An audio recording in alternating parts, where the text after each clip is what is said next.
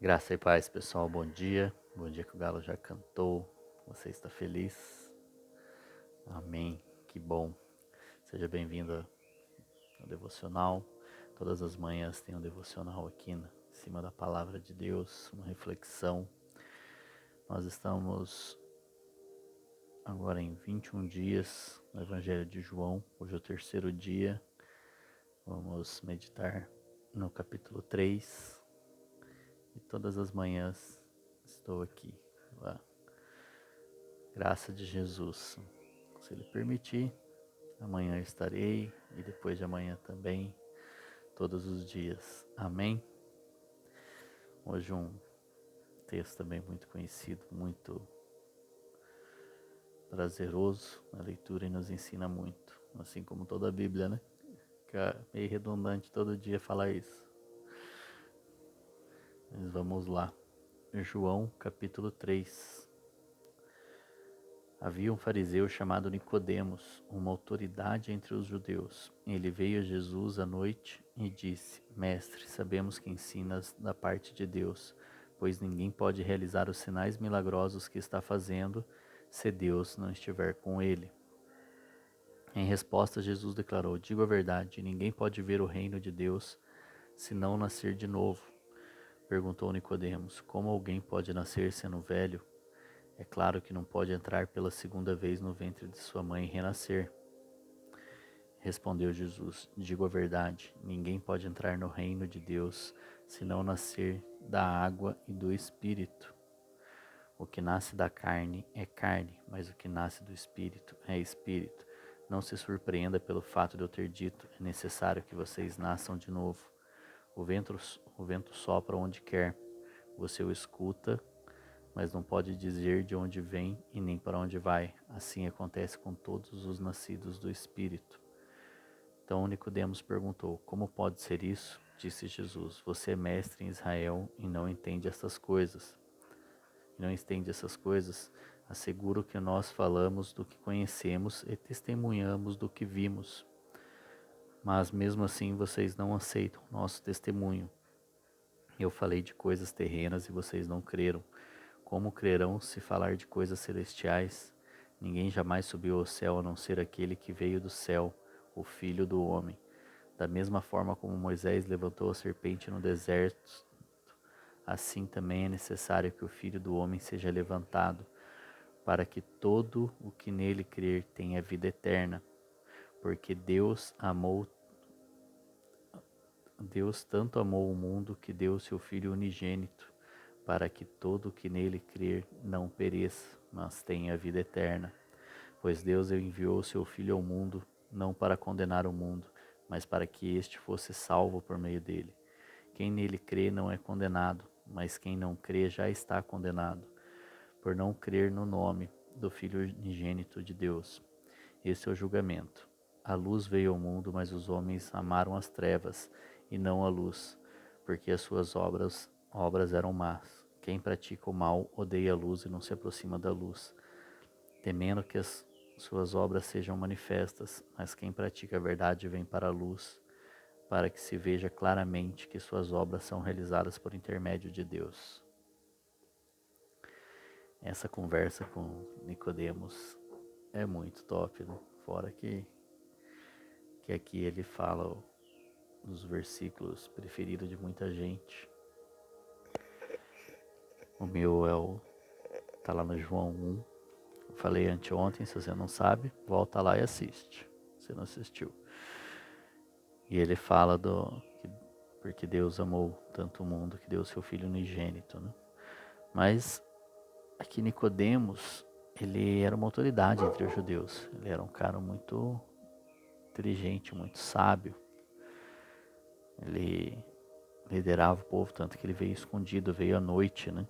Falar com Cristo. Mas ele reconheceu que Deus se manifestava na vida de Jesus. E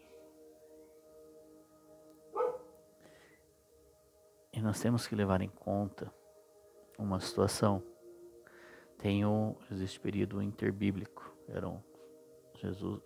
Deus ficou 400 ou 300, 400 anos, né?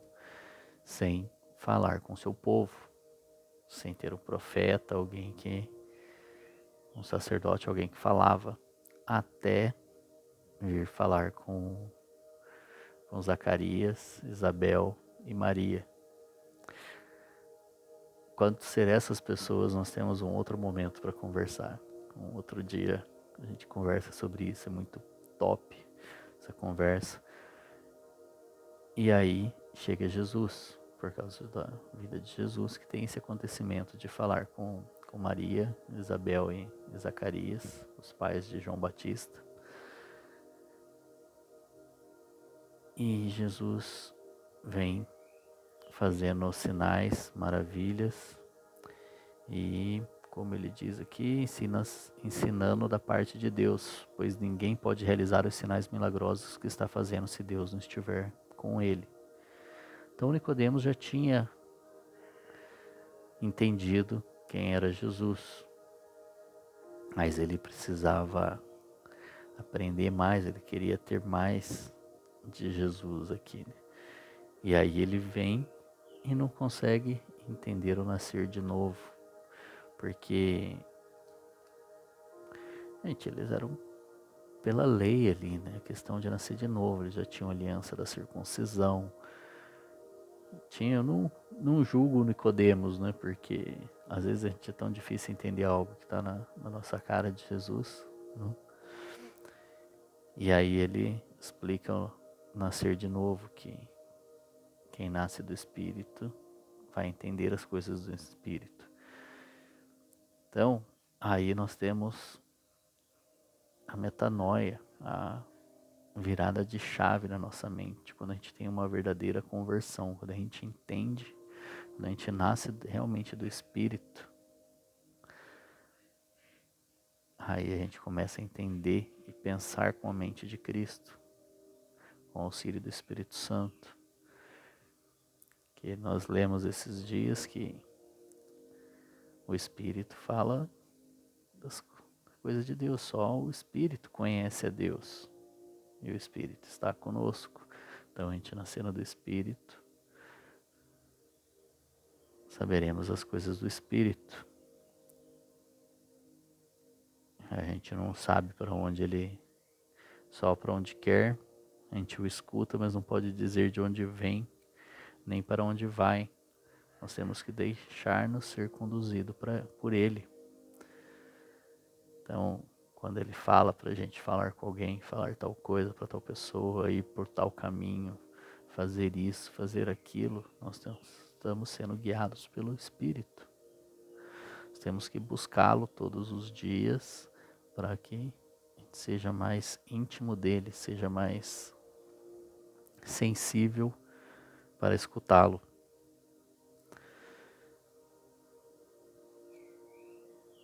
E ao falar, né, que acho que a última coisa que a gente esperaria de Nicodemos era essa. Como pode alguém nascer sendo velho, se não tem como entrar de novo no ventre da sua mãe? E a gente muitas vezes fica assim também, né? Fica guerreando, demora tanto para aceitar Jesus, demora tanto para aceitar que tem que se batizar, que tem que buscar o batismo no Espírito Santo, depois do batismo nas águas. A gente tem que nascer de novo com consciência, né? Tendo consciência do nosso ato, tendo consciência do que nós não queremos pecar mais. Nós temos consciência agora de que eu não quero mais viver a vida na carne. Então vamos matar o velho homem e nascer de novo em Cristo. Esse é o batismo nas águas. E aí vem o batismo no Espírito Santo depois. É no Espírito, a maneira mais correta de falar, né? E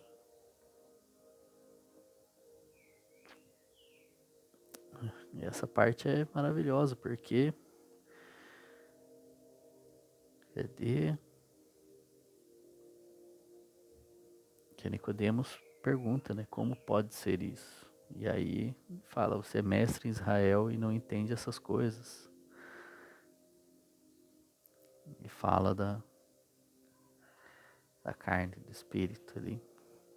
Muito bom, fantástico. Então, temos que nos batizar para poder entender, nascer de novo, nascer de Cristo, né? Nascer no Espírito, para poder entender as coisas espirituais.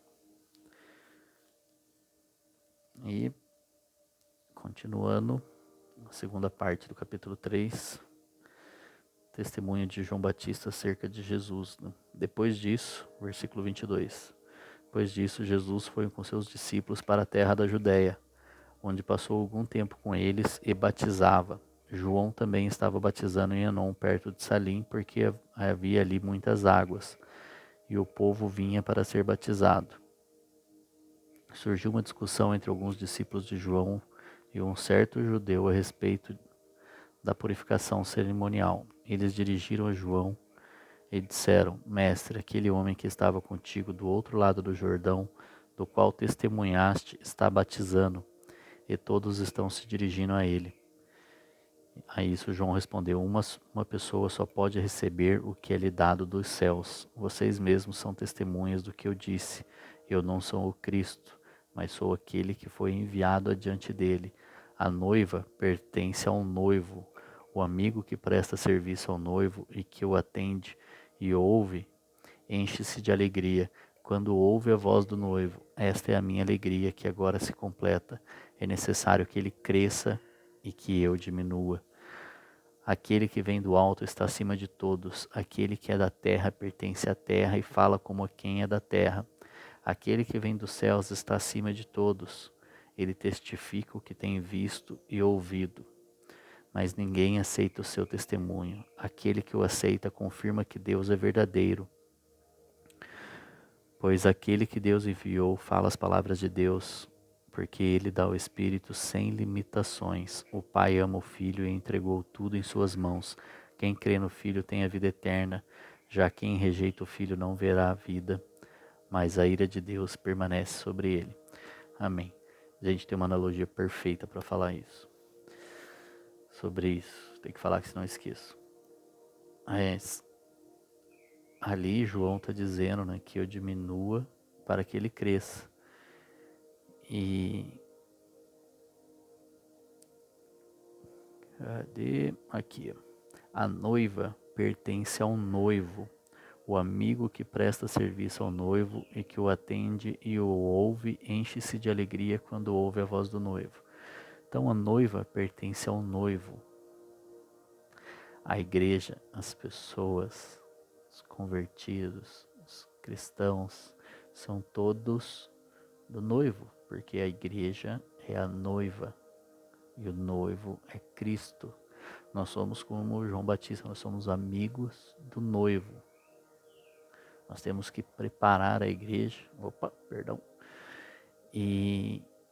e falar acerca do noivo. Vamos fazer uma analogia aqui. O noivo vai com a noiva a um restaurante, a um jantar bem intimista, e ele convida um violinista para tocar uma música, fazer uma serenata ali para a noiva, né? Para encantá-la para ele. E aí ele começa a tocar e tá muito bonito, tá muito lindo, aquela atmosfera ali da música, né? Do romantismo, do lugar aconchegante. Só que aí o músico começa também a entrar na música. E aí ele começa a olhar para a noiva. Ele começa a olhar para a noiva de uma maneira, ele começa a admirar a noiva. E aí ele também começa a desejar a noiva. E ele começa a flertar com a noiva, trocar olhares com a noiva. E o noivo está ali. O violinista está se corrompendo. Ele veio para deixar a noiva preparada para o noivo. Ele veio para auxiliar a noiva a se apaixonar mais pelo noivo, a ter mais vontade de estar com o noivo, de estar desejosa. Não sei nem se existe essa palavra, mas ela ter mais desejo em estar junto do noivo, em ter a celebração com o noivo. Entende? E muitas vezes, e muitos estão fazendo, como este violinista. A gente veio deixar a noiva mais apaixonada pelo noivo. A gente tem que deixar ela com desejo do noivo. Nós temos que tocar ali para encantar esse enlace entre a noiva e o noivo. Só que nós temos que tomar cuidado para nós não nos enamorar com a noiva. A noiva não é nossa, não é minha, não é sua, não é de pastor algum. Aqui não é de evangelista nenhum, não é de religioso nenhum, é de Jesus. A noiva é do noivo. E a gente, em momento nenhum, pode flertar com ela.